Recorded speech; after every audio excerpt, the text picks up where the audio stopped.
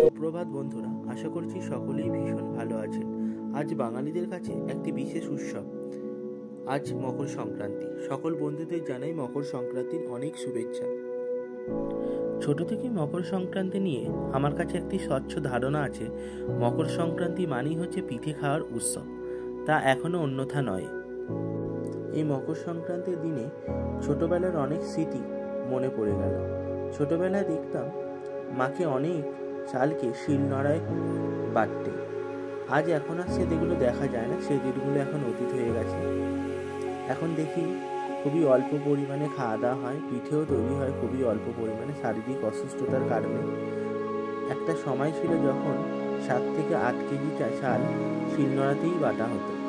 এখন সেগুলো হয় না, এখন তো কেনাও হয় এবং ভাঙিয়েও আনা হয়। কিছু মিক্সারেও গুঁড়ো করা হয়। নানান ধরনের পিঠের নানান ধরনের নিয়ম আছে, তো তা মিক্সারে আমি সকালে গুঁড়ো করে দিলাম কিছুটা চাল মাখে। তাই মাকে সকাল থেকেই জ্বালাচ্ছিলাম যে কি কি পিঠে তৈরি হবে। তা সেই প্রসঙ্গেই বলি, পিঠে প্রসঙ্গে 3 ধরনের পিঠে আমাদের আজ তৈরি হয়েছে। আজকি পিঠে, যেটি আমার ঠাকুমা তৈরি করছেন, এটি আমাদের পুজোতে লাগে, এটিই আমাদের নিয়মের প্রথম হয়। কিছুটা সরু চাকলিও তৈরি হয়েছে এবং কিছুটা নারকেলের পুলি পিঠেও তৈরি হয়েছে। এই পুলি পিঠেগুলো করতে আমি ভীষণভাবে সাহায্য করেছি মাকে। পুলি পিঠে তৈরি করার জন্য প্রথমে একটি পুরের প্রয়োজন হয়। নারকেল এবং খেজুরের গুড় দিয়ে পুলি পিঠের পুরটি তৈরি করেছেন মা।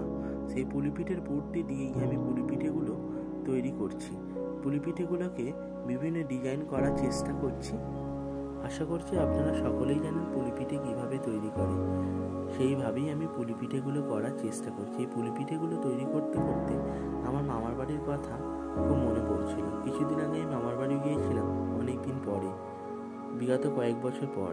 তা যেতে দিদা বলেছিল কি পিঠে খাবি, বলতে আমি বলেছিলাম ডালের পিঠে। তা আমার জন্য ডালের পিঠে আমার দিদা তৈরি করেছিল। সেই পিঠাগুলো আমি, আমার দিদা, মাসি, মা মিলে আমরা পুলি পিঠেগুলো তৈরি করেছিলাম এবং খেয়েছিলাম। এই ভিডিও আমি আপলোড করেছি, চাইলে আপনারা দেখতে পারেন। এই যে পিঠাটি তৈরি হচ্ছে, এটি বিউলির ডাল বাটা এবং চালের বাটা দিয়ে তৈরি করা হয়। এটি আমার মামার বাড়িতে মাটির হাঁড়ির মধ্যে তৈরি করা হয়, খেতে ভীষণ টেস্টি হয়। যেহেতু আমাদের মাটির হাঁড়ি নেই, সেই জন্যই পিঠাগুলো মা কড়ার মধ্যে করার চেষ্টা করে। দেখতে এবং খেতে একই রকম হয়, যেমনটি মাটির পাত্তা তেমন আপনারা দেখতেই পাচ্ছেন। এখানে নারকেল পিঠাগুলো এখানে সিদ্ধ করতে বসিয়ে দিয়েছে। নারকেল পিঠাগুলো হয়ে গেলে আমরা সব রকম পিঠা নিয়ে খেতে বসে যাব। আগামী দিনে আরও অনেক পিঠা হবে, সেই পিঠাগুলো আপনাদের সাথে শেয়ার করব, আপনারা দেখবেন। আজকের দিনে আপনারাও প্রচুর পরিমাণে পিঠে খাবেন আমি জানি। ভিডিওটির সাথে থাকুন, দেখতে থাকুন এবং আপনারা আজকের দিনে প্রচুর পিঠে খান। ভালো লাগলে লাইক, শেয়ার, সাবস্ক্রাইব করবেন।